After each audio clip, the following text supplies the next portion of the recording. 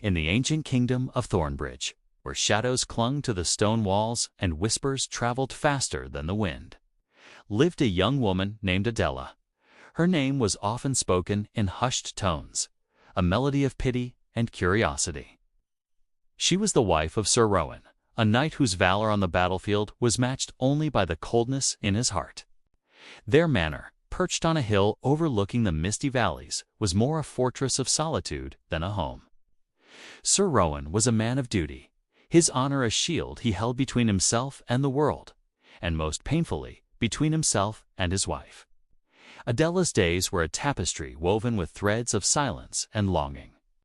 She moved through the grand, empty halls like a ghost, her footsteps echoing a lonely rhythm. She tended to the gardens, her fingers coaxing life from the soil, a stark contrast to the barrenness she felt within. The townsfolk saw her as a porcelain doll on a high shelf, beautiful, admired but untouched and unseen. They whispered of her sad eyes, of the smile that never quite reached them. They didn't know the depth of her yearning, a secret she kept locked away, a desire not for riches or status, but for a simple human connection to be truly seen. Then came the storm. It wasn't just a storm of rain and thunder, but a storm of fate, one that would shatter the fragile peace of Thornbridge. The sky turned a bruised purple, and rain fell in relentless sheets, as if the heavens themselves were weeping. The wind howled like a mournful beast, rattling the very foundations of the manor. It was on this night, a night when the world outside seemed to be tearing itself apart, that a knock echoed through the heavy oak door. It was a sound so unexpected, so alien in their silent world, that Adela's heart leaped into her throat. Sir Rowan, ever the stoic master, ordered a servant to answer. Standing on the threshold, drenched and weary, was a traveler. He was a stark contrast to the rigid figures of the manor. His clothes were simple, worn from long journeys, but his eyes held a warmth that defied the storm raging around him. He introduced himself as Elias, a cartographer, a mapmaker who charted the unknown, his life a testament to the beauty of discovery. He sought only a roof over his head until the storm passed, a humble request in the face of nature's fury. Sir Rowan, bound by the codes of hospitality, granted him shelter, though his welcome was as cold as the stone hearth. He offered a seat by the fire, a plate of food, and little else. He saw only a nuisance, a disruption to his orderly, passionless existence. But Adela, she saw something entirely different. As Elias shed his wet cloak and stepped into the firelight, she felt a jolt, a current of life she hadn't realized was missing. It wasn't his looks, though he had a kind face, nor was it any grand gesture. It was in the way he looked at her. When their eyes met, it was for a fleeting second, but in that second, Elias didn't see Lady Adela, the knight's wife. He saw a woman. He saw the flicker of curiosity in her gaze, the subtle downturn of her lips, the story her eyes were trying to tell. For the first time in years, Adela felt the warmth of being truly perceived, not as an object or a title, but as a person. It was a feeling as intoxicating as it was dangerous. Throughout dinner, Sir Rowan spoke of battles and honor, his voice a monotonous drone. Elias, however, spoke of distant lands, of mountains that touched the clouds and seized the color of sapphire. He described the people he'd met, their stories, their songs, their laughter. He painted worlds with his words, and Adela found herself leaning in, captivated. He would occasionally direct a question to her, not about the running of the manor, but about her thoughts, her dreams. He asked about the book she was reading, about the melody she hummed under her breath. Simple questions, yet no one had ever bothered to ask them before. With each word they exchanged, a fragile bridge was built across the chasm of Adela's loneliness. Sir Rowan, oblivious, saw only a common traveler making polite conversation. He couldn't see the silent language passing between his wife and the stranger, the shared glances, the understanding smiles.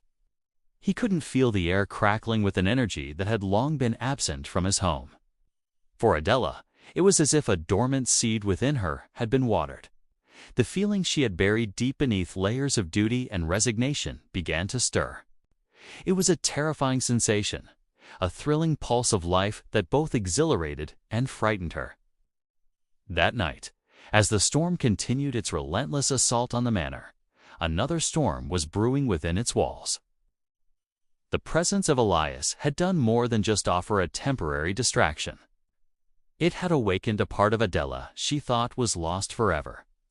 He was a mirror, reflecting a version of herself she had forgotten, a woman with thoughts, hopes, and a heart capable of feeling more than just a dull ache. The forbidden night had begun, not with a touch, but with a look that promised understanding, a look that threatened to unravel the carefully woven threads of her life in Thornbridge.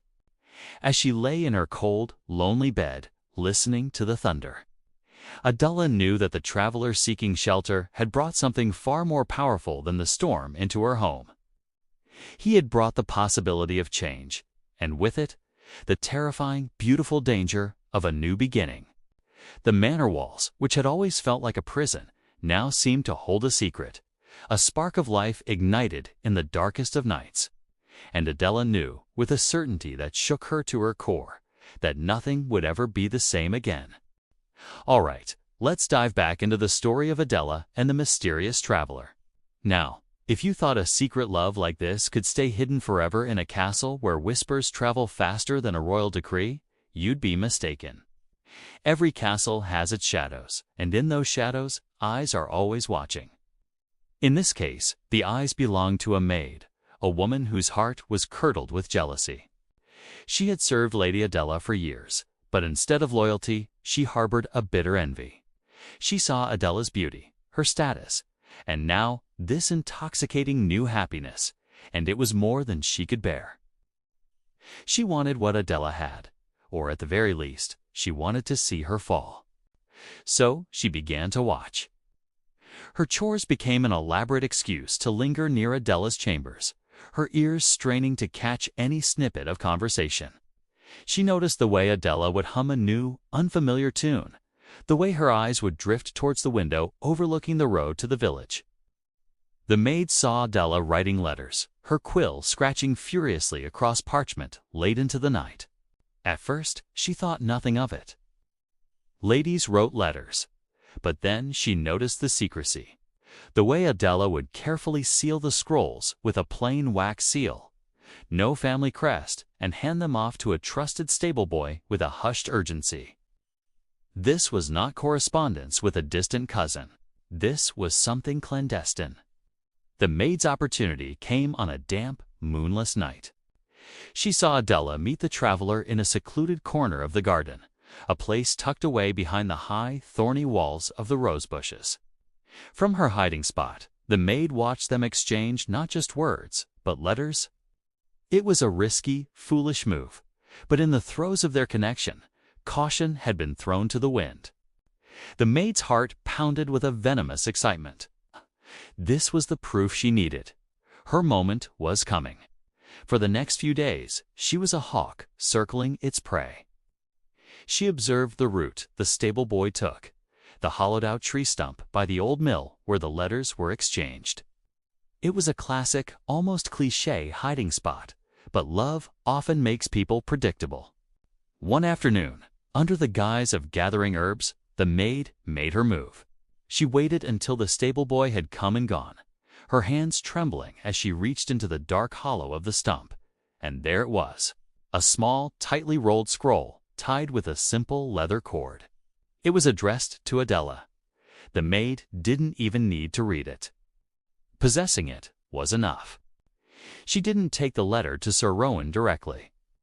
Oh no, that would be too simple, and her part in the discovery might be questioned. She was far more cunning than that. She knew Sir Rowan's routine, his evening constitutional through the lower halls of the keep.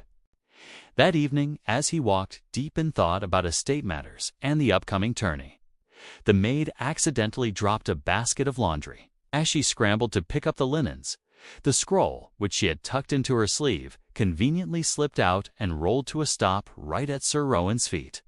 He paused, looking down at the small scroll. "What is this?" he asked, his voice calm but with an edge of authority. The maid feigned panic. "Oh, my lord, forgive me. I found it near the lady's chambers. I was going to return it to her. I'm sure it's nothing." Her performance was flawless. She looked terrified, innocent, a loyal servant caught in a moment of clumsiness. Sir Rowan, however, was no fool. He saw the flicker of something else in her eyes, a triumphant glint she could unquite hide. He picked up the scroll. The lack of a crest, the simple tie, it all felt wrong. His instincts screamed at him. With a curt nod to the maid, he said, "I will see that it is returned." Back in the privacy of his study, with the door bolted shut, Sir Rowan broke the seal. The words on the parchment were not a state secret or a merchant's ledger. They were a torrent of poetry, of shared dreams, of a love so passionate it seemed to leap off the page and scorch the very air in the room. The traveler wrote of Adela's eyes, comparing them to the dawn sky of her laughter, a music that haunted his waking moments. He wrote of their future, a life far away from the cold stone walls of the castle, a life of freedom and simple joys. And, most damning of all, he mentioned their secret meeting place in the garden and their plan to leave together on the night of the next full moon. The betrayal hit Sir Rowan like a physical blow. It wasn't just infidelity. It was a complete repudiation of their life, their vows, their shared history. He remembered their wedding day, the hope in her eyes. Had that all been a lie? He looked at the letter again, his hands crushing the parchment. The words blurred, and all he could see was red. A primal rage, hot and blistering, rose within him. His first instinct was pure violence. To find this traveler and run him through with his sword. To confront Adela, to lock her in the highest tower until she rotted. The fury was an animal, clawing at the inside of his chest. But as the initial wave of rage subsided, it was replaced by something colder, heavier, his honor. Sir Rowan was a man of his time, a knight bound by a strict code. Private revenge was the way of brutes and barbarians. He was a lord. His wife had, in the eyes of the law and the church, committed a grave sin. It was a public matter. Judgment had to be public. His pain, his humiliation, it would all be laid bare for the court to see. Medieval custom demanded it. He could not simply act on his anger. He had to orchestrate a formal public judgment. Adela wouldn't face his private wrath. She would face the cold, unyielding justice of the world they lived in. And in that moment, Sir Rowan knew that this public spectacle would be a far crueler punishment than anything he could inflict with his own hands. The stage was set for a tragedy, and he would be its grim director. The first light of dawn was just beginning to spill over the rooftops of Thornbridge, painting the cobblestones in hues of gray and soft lavender. But this dawn brought no peace. It was shattered by the frantic, violent ringing of the village bell. The sound clawed its way through the morning mist, a raw, urgent summons that jolted every villager from their sleep. Doors creaked open and sleepy. Worried faces peered out into the chill air. What could it be? A fire? An attack? The dread was a palpable thing, a cold knot in the stomach of every man, woman, and child who hurried towards the source of the alarm. They converged on the village square, a space that had seen festivals and markets, a place of community and life. But today, it felt like a gallows.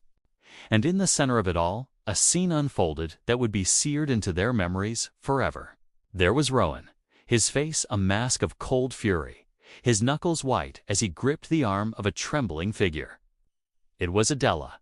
Her healer's robes were torn and stained, her hair a wild mess around her pale, tear-streaked face. She stumbled, barely able to keep her feet as he dragged her mercilessly towards the ancient stone platform at the square's heart. A collective gasp rippled through the crowd. Whispers erupted like wildfire, spreading from person to person. It's Adela, the healer. What has she done? Look at Rowan's face. It's pure rage. They saw the dark, viscous blood staining Rowan's tunic, and the whispers turned darker. They remembered the rumors, the hushed talk of forbidden magic, of the darkness that lingered in the whisperwood. They had always dismissed them as old wives' tales, but seeing Adela now, dragged like a common criminal by their fiercest knight, doubt began to poison their minds. Rowan shoved Adela forward, and she fell to her knees on the cold stone. He stood over her, his broad shoulders blocking the rising sun, casting her in a long, dark shadow. He didn't need to speak. His actions screamed his accusation.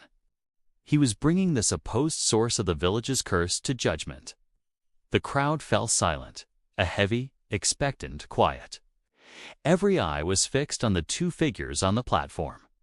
This was more than just an accusation. It was a challenge. They all knew the traditions of Thornbridge, the old, harsh laws written in a time of fear and superstition. Laws that spoke of swift, unforgiving justice for those who consorted with darkness. Laws that had not been invoked for generations. Today, Rowan was invoking them. He was forcing the village and its leadership to confront their deepest fears. He was demanding a verdict. The air crackled with tension. This was the moment of truth. The village elder, a man named Alara, pushed his way through the silent crowd. His face, etched with the worries of 100 seasons, was grim. He stepped onto the platform, his gaze shifting from Rowan's unyielding fury to Adela's crumpled, sobbing form. "Rowan." The elder's voice was steady, though it carried the weight of the moment. "What is the meaning of this? What has happened?" Rowan finally spoke, his voice a low growl that carried to every corner of the square. "She has brought the curse upon us," he declared, his arm extending to point a trembling, accusatory finger at Adela. "Last night, in the forest, she used dark magic. The beast that attacked me, that took one of our own. It was her doing. She is a witch." A wave of shock and fear washed over the villagers. A witch. The word itself was a condemnation, a death sentence. Some crossed themselves, others pulled their children closer. They looked at Adela, the woman who had mended their broken bones, brewed remedies for their fevers, and sat with their dying. Could she truly be capable of such evil? The whispers started again, more frantic this time. He saw it with his own eyes. "But it's Adela. The curse has grown stronger." Maybe he's right. Adela looked up, her eyes wide with terror and disbelief. "No," she whispered, her voice cracking. "No, it's not true. Rowan, please, you don't understand what you saw." She tried to get up to plead her case, but Rowan placed a heavy boot on the fabric of her robe, pinning her down. "Silence," which he spat. "You will not deceive us with your lies." The elder looked torn. He knew Rowan to be an honorable man, if a hot-headed one. But he also knew Adela, her kindness, her gentle spirit. The law was clear, but the truth felt impossibly murky. He looked out at his people, their faces a mixture of fear and confusion.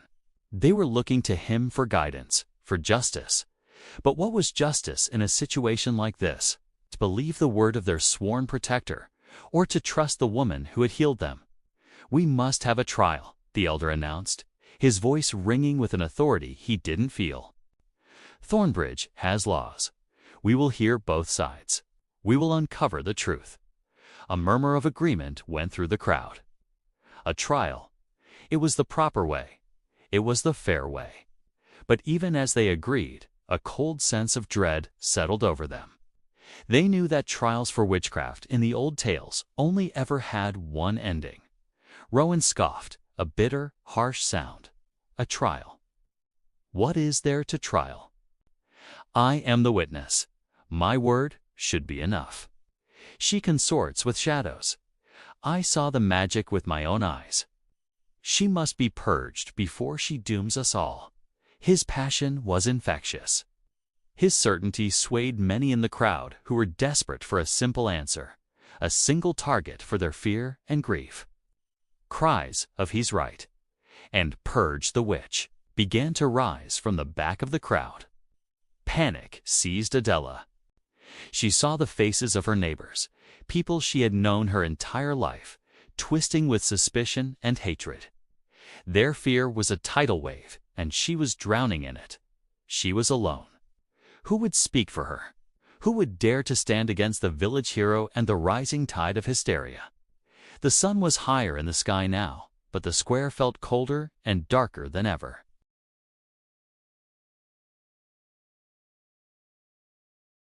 The call for justice had become a call for blood, and Adela knew, with a chilling certainty, that her life now hung by the thinnest of threads. Her fate rested in the hands of a village gripped by fear, and a knight blinded by his own righteous fury.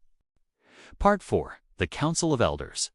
The elders demanded that Adela face the trial of purity, brutal ordeal, where the accused walks barefoot over burning stones. If she survived, she would be declared innocent by God's will. Of U.S. Locked in a cold stone cell, Adela stared at the sliver of moonlight piercing the darkness through a high, barred window. The damp air clung to her skin, each drop a chilling reminder of her impending fate. Tomorrow, she would face the council. Tomorrow, she would be judged. The weight of it pressed down on her, heavier than the stone walls surrounding her. She had come to the city seeking justice, a voice for the voiceless, but found only condemnation. Her heart, once a blazing fire of hope, was now a pile of cold ashes. Sleep was a luxury she couldn't afford, not when every waking moment was a precious, dwindling resource. She traced the cracks in the floor with her eyes, mapping the geography of her despair. The city slept, unaware or uncaring of the woman locked away in its bowels, a woman who dared to dream of a better world. A soft scraping sound broke the suffocating silence. Adela's head snapped up, her body tensing. Was it a guard coming to taunt her? Or worse, the sound came again, closer this time, from the heavy iron door of her cell. A key turned in the lock with a rusty groan. The door creaked open just enough for a figure to slip inside, then shut with a muted thud. In the dim light, Adela recognized him. It was the traveler. His face, usually bright with an easy smile, was etched with worry. He moved quickly, his steps light and silent. Behind him, a young guard, his face pale and eyes wide with fear, gave a sharp nod before retreating, leaving them in the shared darkness. "What are you doing here?" Adela whispered, her voice a harsh rasp. She scrambled to her feet, a surge of panic overriding her despair. "You have to leave. If they find you," the traveler simply shook his head, his gaze steady. He reached into his worn leather satchel and pulled out a small, dark loaf of bread and a water skin. He offered them to her, his gesture simple and profound. Adela stared at the offering, then back at his face. Tears she didn't know she had left to cry welled in her eyes. It was the first act of kindness she'd received in days, a small beacon in an endless night. "You're risking everything," she insisted, her voice breaking. "For me, I'm a lost cause. They've already decided my fate. You need to get out of the city, run as far as you can. Forget you ever met me." He stepped closer, his presence a warmth against the cell's chill. He didn't try to comfort her with empty platitudes or false hopes. Instead, he looked at her with an intensity that seemed to pierce right through her fear. "I'm not leaving you, Adela," he said, his voice low but firm, a rock in the swirling sea of her terror. He had seen the good she tried to do, the hope she ignited in the downtrodden, the courage she displayed when no one else would. He saw not a criminal, but a hero. "But why?" she asked, the question a genuine, desperate plea for understanding. "Why would you do this?" He paused, choosing his words carefully. "Because some things are more important than just staying safe," he began. "When I first arrived in this city, I saw only shadows and fear. People with their heads down, afraid to speak, afraid to hope. Then I saw you. You stood up, Adela. You spoke for those who had no voice. You reminded them what it felt like to have a little bit of light in their lives. You can't put a price on that." He looked around the small, oppressive cell. "This isn't where your story ends." She shook her head, the tears now flowing freely down her cheeks. "It's over. Tomorrow, the council will make an example of me. My story will be a warning, not an inspiration." The traveler reached out, not to touch her, but as if to physically hold her words in the air. "No," he said, his voice resonating with unshakable conviction.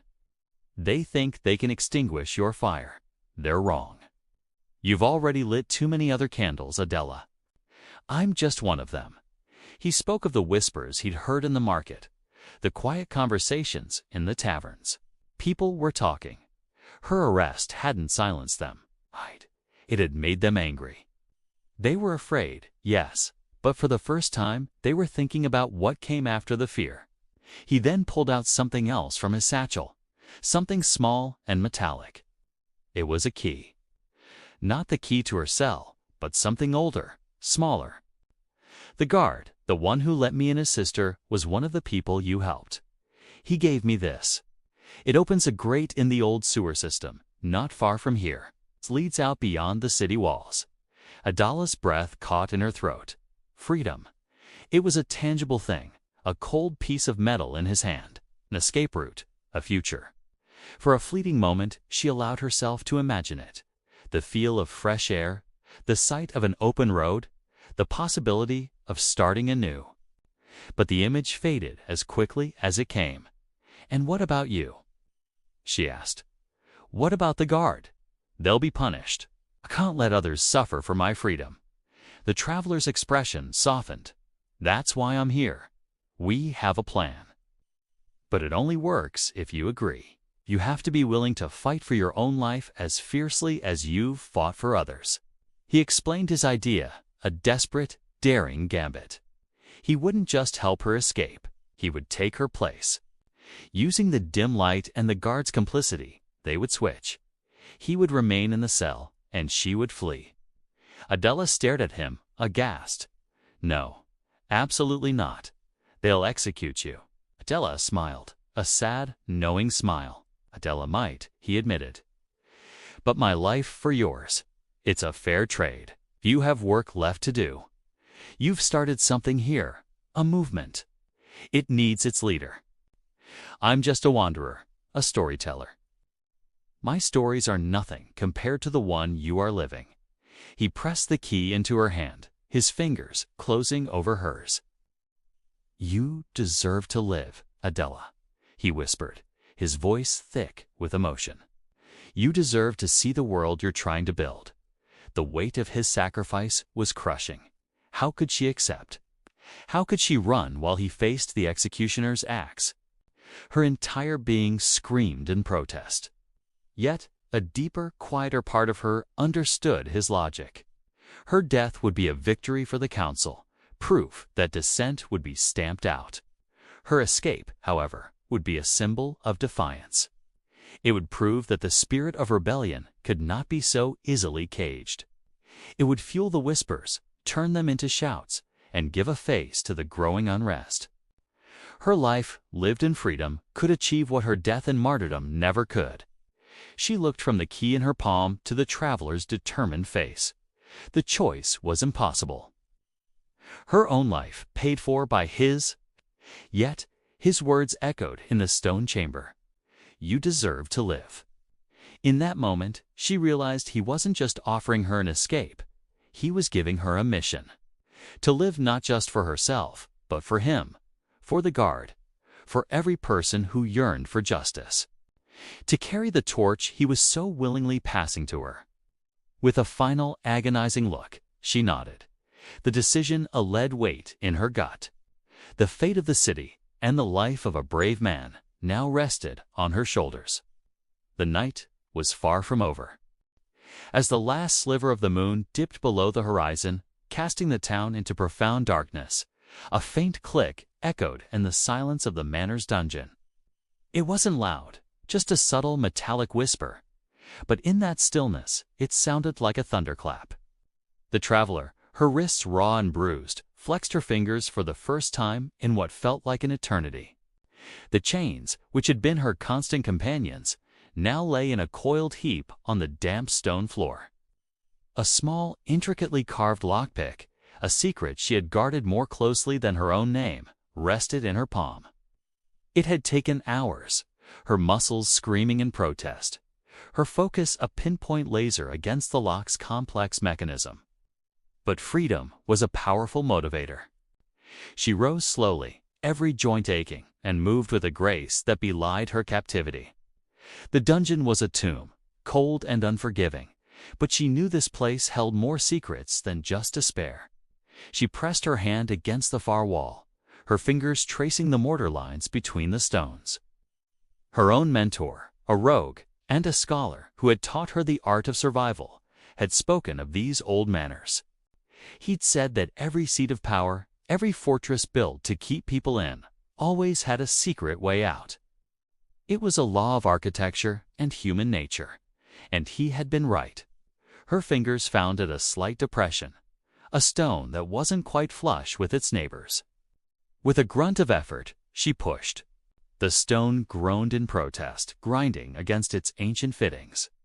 Before swinging inward, revealing not just blackness, but the scent of damp earth and something else. Freedom, a hidden passage. The air that wafted out was cool and musty, a stark contrast to the stagnant air of her cell. This was a place forgotten by time, a secret vein running beneath the belly of the beast. It was a passage Rowan, in all his arrogant authority, knew nothing about. The thought brought a grim smile to her face. His power was built on what he could see, what he could control. Her power came from the unseen, the unknown. She didn't hesitate. Slipping through the narrow opening, she pulled the stone door shut behind her. The darkness that enveloped her was absolute, a thick, suffocating blanket. It would have terrified most, but for her, it was a cloak. She reached into a small pouch tied at her waist, her fingers finding a smooth, cool stone. She whispered a single word, an ancient syllable of light, and the stone began to glow with a soft, ethereal luminescence, just enough to illuminate the path a few feet ahead. The passage was tight, the stone walls slick with moisture. It smelled of centuries of disuse, of forgotten secrets and desperate escapes. As she moved forward, the silence was broken only by the drip of water and the soft scuff of her boots on the uneven floor. The passage twisted and turned, a labyrinth beneath the sleeping town. She imagined Rowan sleeping soundly in his luxurious chambers, completely oblivious to the prisoners slipping through his fingers like sand. She thought of the elders, secure in their belief that their authority was absolute, their judgment final. They had all underestimated her. They saw a vagrant, a troublemaker. They didn't see the survivor, the student of secrets, the woman who had walked through hell and learned its geography. The passage began to slope upwards. The air grew fresher, carrying the scent of pine and night-blooming jasmine. She could hear the faint sound of crickets, a symphony of the night that she had longed for in her silent cell. Her heart began to beat faster, not with fear, but with a fierce, burning anticipation. After what felt like an eternity, her guiding light revealed not a stone wall, but a set of rickety wooden stairs. They creaked under her weight, each step a prayer that they wouldn't give way. At the top, a heavy wooden trapdoor blocked her path. She pushed, her shoulders straining, and with a final, desperate shove, it swung open. She emerged not into a building, but into a dense thicket of bushes at the edge of the woods, far beyond the manor's walls. The night air was crisp and clean, and she took a deep, shuddering breath, filling her lungs with the sweet scent of liberty.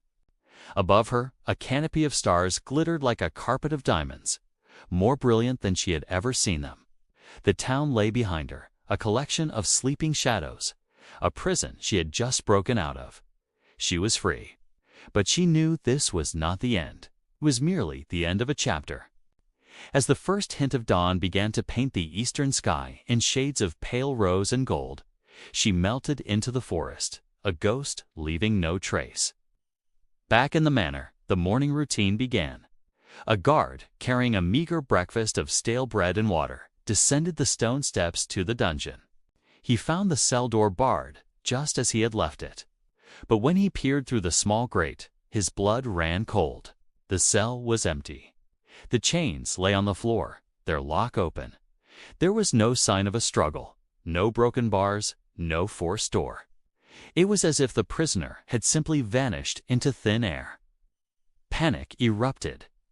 The alarm was sounded, its frantic clangor shattering the morning peace. The elders were roused from their sleep, their faces a mixture of disbelief and fury. And then there was Rowan. When the news reached him, his face, usually a mask of calm, collected authority, twisted into a terrifying snarl. He stormed down to the dungeon himself, his heavy footsteps echoing his rage. He saw the empty cell, the discarded chains, and his eyes blazed with a fire that promised retribution. He had been made a fool of. As a simple traveler, a woman he had dismissed and condemned had outwitted him, had slipped through his grasp from the most secure cell in his domain. His roar of fury echoed through the stone halls of the manor, a promise of a hunt. He would tear the entire countryside apart if he had to. He would find her. The escape was complete, but the story was far from over. A furious knight and a determined fugitive were now set on a collision course, and the dawn was just beginning to break on a new and far more dangerous day. The throne room of Thornbridge Castle echoed with a chilling vow. Rowan, his face a mask of cold fury, stood before the empty throne where his father once sat. His voice, sharp and cutting as splintered ice, sliced through the heavy silence. "I swear on my father's grave, on the honor of my house, I will find them. Adela and her monstrous accomplice will not escape my justice. They will be dragged back to this city in chains, and they will pay for their treason with their lives." The knights and lords assembled before him shifted uncomfortably. His words were not just a promise. They were a curse, binding him and everyone in the kingdom to a relentless, kingdom-spanning manhunt. Within hours, the decree was made law. Royal printers worked through the night, their presses clanking a grim rhythm. By dawn, the first posters appeared, plastered on every wall, every market stall, every tavern door in Thornbridge. Adela's face, once a symbol of quiet grace, was now rendered in stark, unflattering charcoal, her eyes wide and haunted. Beside her was the crude depiction of a beast, a shadowy, hulking figure with glowing eyes, a monster born from fear and rumor. The reward was staggering, a fortune that could turn a pauper into a prince, wanted for treason and murder. Adela, the runaway, and the beast of the whispering woods, dead or alive. The words were a death sentence, a public declaration of war against a girl and a creature no one truly understood. Rowan spared no expense. He dispatched his most elite knights, the Crimson Guard, their armor polished to a menacing sheen, their reputation for brutality preceding them. They rode out in divisions, fanning across the land like a bloody stain spreading on a map. Each detachment was led by a captain who knew that failure was not an option. Rowan himself led the largest contingent, his black steed chomping at the bit, his eyes fixed on the horizon, burning with a singular, obsessive purpose. He would personally oversee the hunt. He would be the one to look Adela in the eye as the shackles were locked around her wrists. The kingdom of Eldoria was vast, but for Adela and Alara, it was about to become very, very small. Yet beneath the surface of this kingdom-wide mobilization, a different current flowed. In the cramped, winding alleys of Thornbridge, in the dimly lit corners of taverns where ale loosened tongues, quiet whispers defied the king's decree. "Did you hear? The girl got away." A baker might murmur to a blacksmith, his voice barely audible over the clang of his hammer. "Good for her," the blacksmith would reply, not looking up from his work. The old king was a tyrant, and the son is proving to be even worse. These were dangerous words, seditious thoughts that could lead to the gallows. But the sentiment was shared. Many common folk had suffered under the old king's heavy-handed justice. They had seen neighbors dragged away for petty crimes, their families left to starve. Adela's flight was not seen as treason by them. It was an act of defiance, a spark of rebellion in a world choked by oppression. Some even took small risks. A farmer, finding a wanted poster nailed to his barn, would wait until nightfall to tear it down and use it for kindling. A tavern keeper might accidentally spill a mug of ale over the face on the poster, smudging it into an unrecognizable blur. These were tiny acts of rebellion, but they were significant. They were a testament to the hidden fractures in the kingdom's foundation. While Rowan saw a clear-cut case of a traitor and a monster, a growing number of his subjects saw a brave young woman and a mysterious protector, symbols of a hope they had long since forgotten. They secretly prayed for her success, their silent cheers a counter-melody to the trumpets of the royal hunt. Meanwhile, far from the city's turmoil, Adela and Alara plunged deeper into the wilds. The whispering woods was behind them now, but the true wilderness stretched on, an endless tapestry of ancient forests, treacherous mountains, and winding rivers. Their journey was a grueling test of endurance.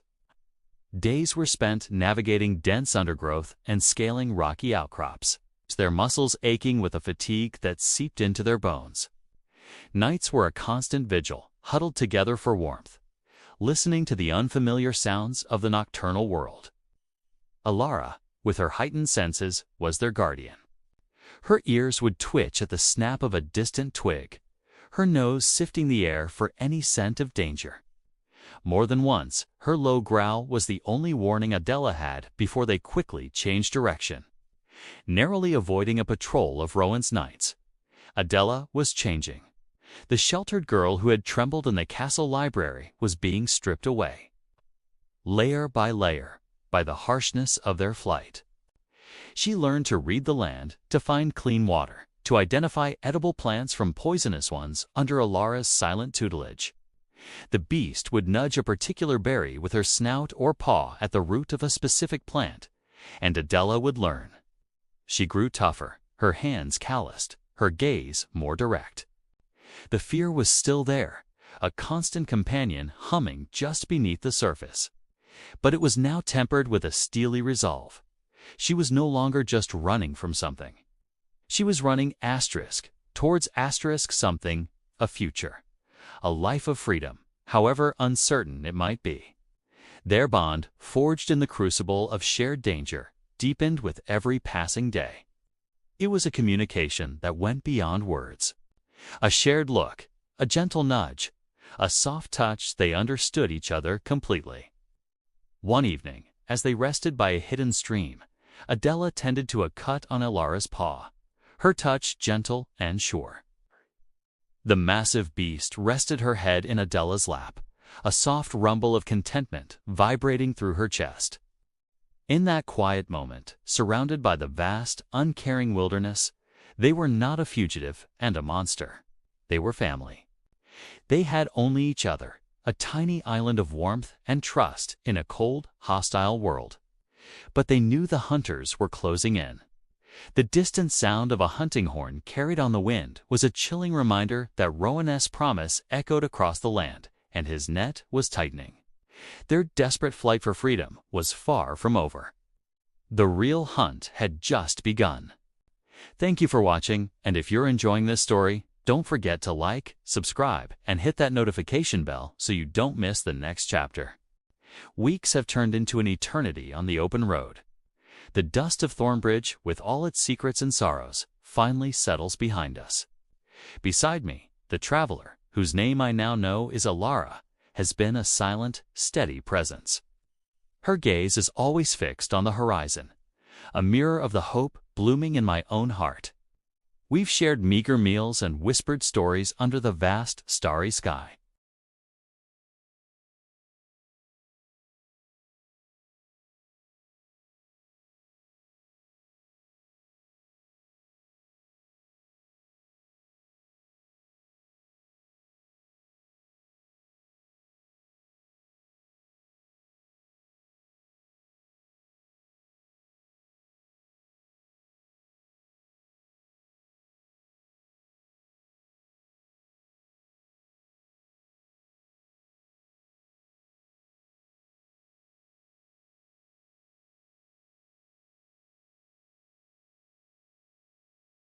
The buildings are a chaotic mix of architectural styles, nothing like the grim, uniform stone of my hometown.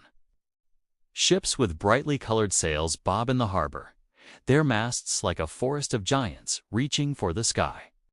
The city hums with a life I've only ever dreamed of, a symphony of languages, the clang of a blacksmith's hammer, the cry of gulls, and the distant melody of a musician's lute. It's overwhelming, and for a moment, I feel a pang of fear. But then I look at Alara, who simply smiles, a knowing, gentle expression on her face. This is it. This is the new beginning. Down in the city's heart, the energy is infectious. People from every corner of the world throng the cobblestone streets. Merchants hawk exotic spices and shimmering silks, their voices a vibrant chorus. No one stares at me. No one whispers behind their hands. Here, I am anonymous, a single face in a sea of countless others, and the feeling is intoxicatingly liberating. There are no elders here to pass judgment, no ancient customs dictating my every move. A woman runs her own bakery, shouting orders with a flour-dusted apron and a confident grin.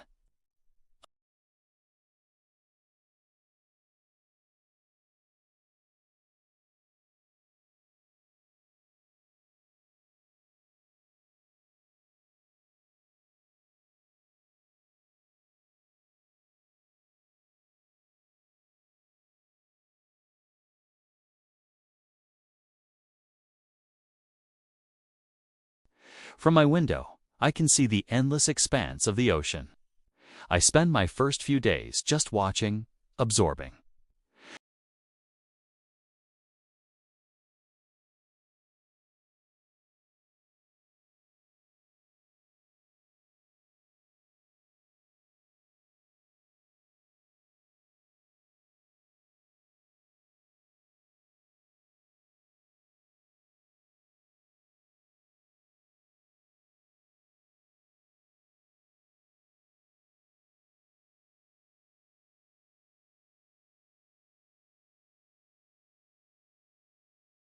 The bookbinder, a kind, elderly man with ink-stained fingers and spectacles perched on his nose, agrees to take me on as an apprentice. He doesn't ask about my past or my family. He simply sees a young woman with a hunger to learn. My hands, once trained only for delicate embroidery and serving tea, now learn to stitch spines, emboss leather, and set type. It's hard work, meticulous, and demanding. My fingers get pricked and stained. My back aches, but with every book I help create, I feel a sense of accomplishment I've never known. I am building something. I am creating something that will outlast me. I am no longer just a character in someone else's tale. I am becoming a storyteller myself. Meanwhile, back in Thornbridge, a different kind of story is unfolding. Rowan, consumed by a grief that is curdled into obsession, refuses to accept my departure. He sees it not as a choice, but as an abduction, a crime. He organizes search parties, his voice ringing with frantic authority through the village square.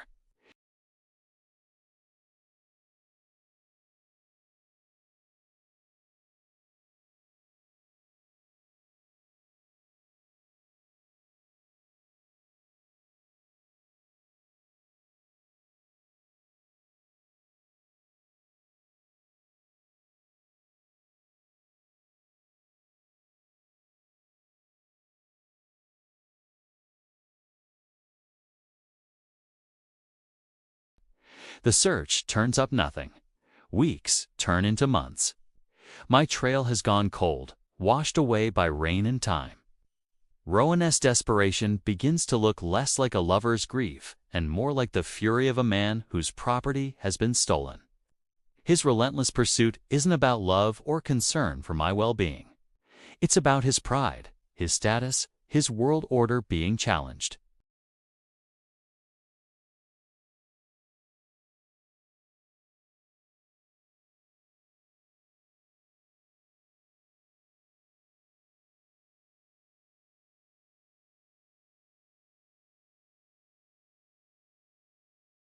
The traveler, Elara, had vanished from Thornbridge as quietly as she arrived, leaving behind only whispers and speculation. Rowan tries to track her, but it's like trying to catch smoke.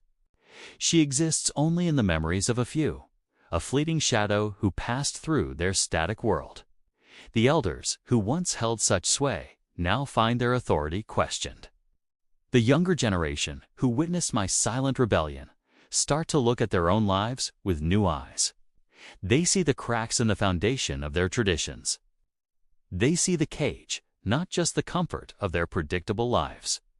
My absence has become a story told in hushed tones, a legend of the girl who simply walked away. And so, the truth that finally dawns on Thornbridge is not a shocking revelation about a hidden crime or a secret affair. It's something far more profound and unsettling to their way of life. They learn that the greatest shock to a community isn't a deviation from the norm. It isn't a broken rule.